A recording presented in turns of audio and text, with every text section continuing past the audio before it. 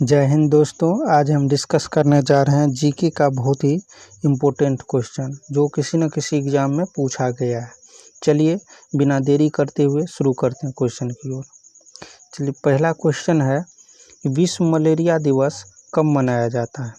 तो आपका इसका राइट आंसर हो जाएगा ऑप्शन नंबर ए 25 अप्रैल को। 25 अप्रैल को ही हम विश्व मलेरिया दिवस मनाते हैं। और एक क्वेश्चन याद रखिएगा कि मलेरिया को ख़त्म करने का लक्ष्य भारत में 2030 तक रखा गया है। देखिए अगला क्वेश्चन है भारत के शिक्षा मंत्री कौन है।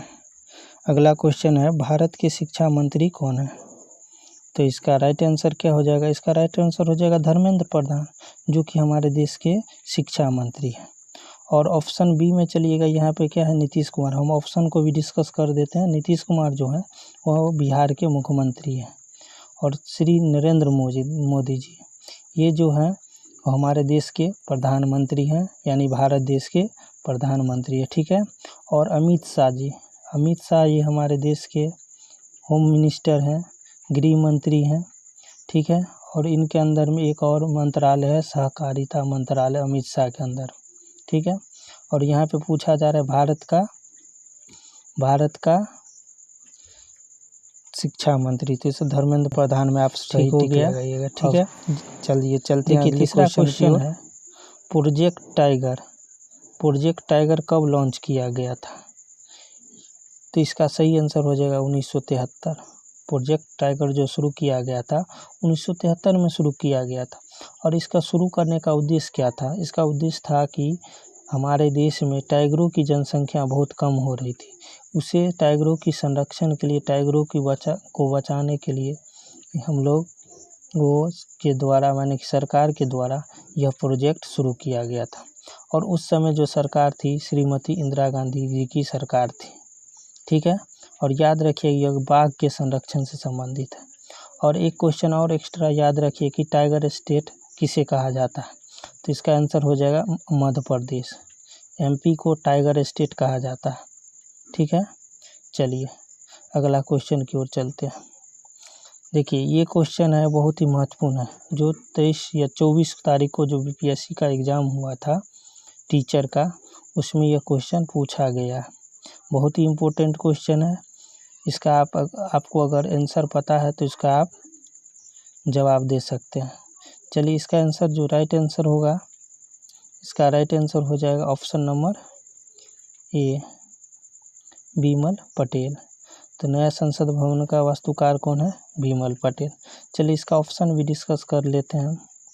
ऑप्शन में क्या क्या है। चलिए देखिए ऑप्शन बी में है पिंगली वेंकैया। पिंगली वेंकैया जो हमारे राष्ट्र ध्वज है यानी तिरंगा, इसका डिजाइन कौन किए थे, पिंगली वेंकैया। माने इसको डिजाइन किन के द्वारा किया गया था, पिंगली वेंकैया द्वारा। और राम जी सुतार के बारे में आप पढ़िएगा तो ये है राम जी सुतार ये सरदार वल्लभ भाई पटेल जी का जो मूर्ति लगा हुआ है गुजरात में 182 मीटर का, उसका डिजाइन राम जी सुतार जी के द्वारा किया गया। ये भी बहुत ही महत्वपूर्ण क्वेश्चन है, ठीक है। सरदार वल्लभ भाई पटेल का 182 मीटर का स्टैचू लगा हुआ है, बना हुआ है मूर्ति, उसका डिजाइन कौन किया है, राम जी सुतार। चलिए चलते हैं अगले क्वेश्चन की ओर। चलिए उससे पहले बता देते हैं कि जो पुराना संसद भवन था उसका डिजाइन कौन किया था। तो सर एडविन लुटियन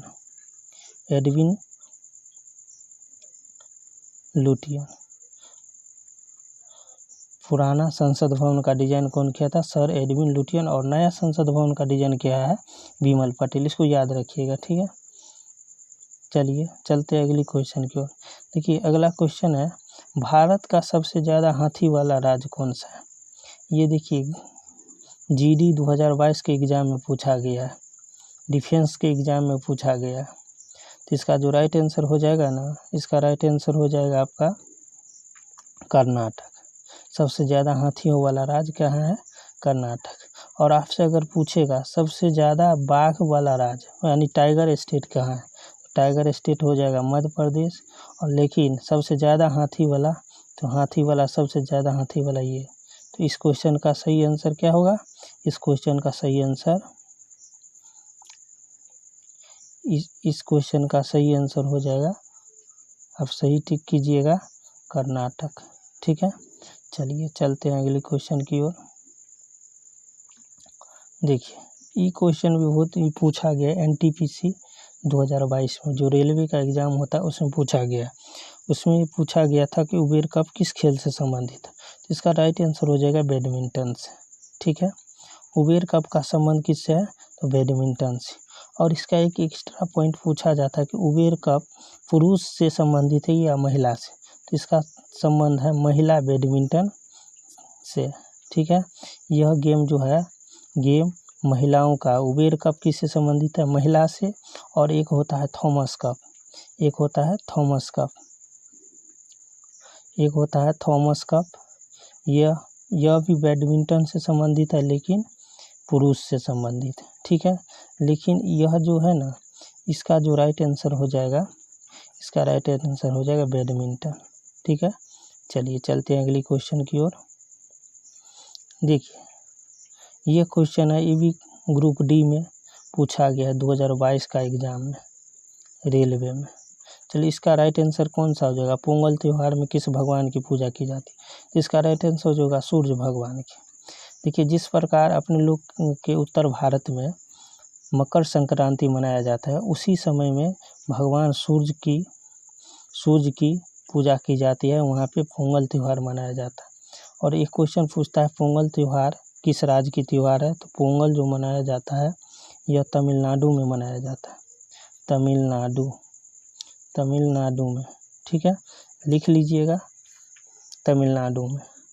चलिए चलते हैं अगले क्वेश्चन की ओर। देखिए ये क्वेश्चन है, इसका पेटीएम किस देश की कंपनी है? क्वेश्चन है, सिंपल सा क्वेश्चन है, पेटीएम किस देश की कंपनी है? इसका राइट आंसर हो जाएगा भारत।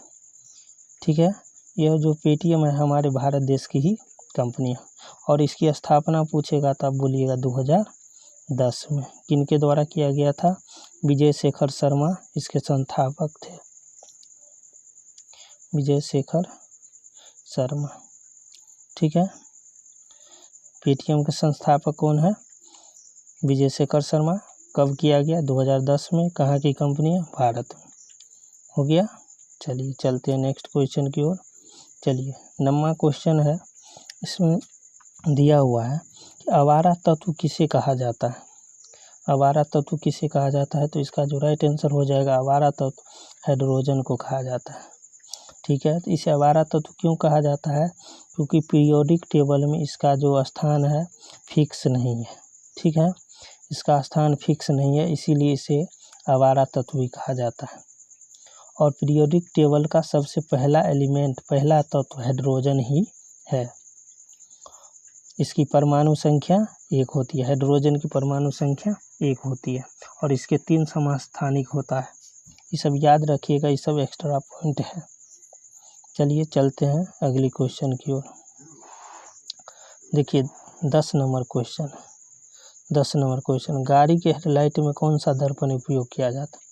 इसका सिंपल सा आंसर हो जाएगा अवतल दर्पण। अवतल दर्पण का यूज कहाँ किया जाता है? गाड़ी के हेडलाइट में। गाड़ी, देखिए गाड़ी जो होता है ऐसे करके गाड़ी होता है, गाड़ी के आगे के हेडलाइट में जो यूज किया जाता है वो यूज किया जाता है अवतल दर्पण।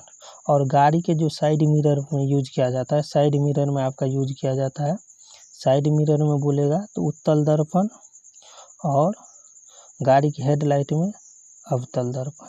इसका राइट आंसर हो जाएगा अवतल दर्पण। चलिए, अगर आपको क्वेश्चन अच्छा लगे तो इसको लाइक सब्सक्राइब कीजिए और इसे आगे की ओर फॉरवर्ड कीजिए। और अच्छा लगे तो कमेंट भी कीजिए, ताकि हम आगे और ऐसे ही वीडियो लाएं और अच्छे क्वेश्चन से आपको प्रैक्टिस कराएं। चलिए, जय हिंद, थैंक यू।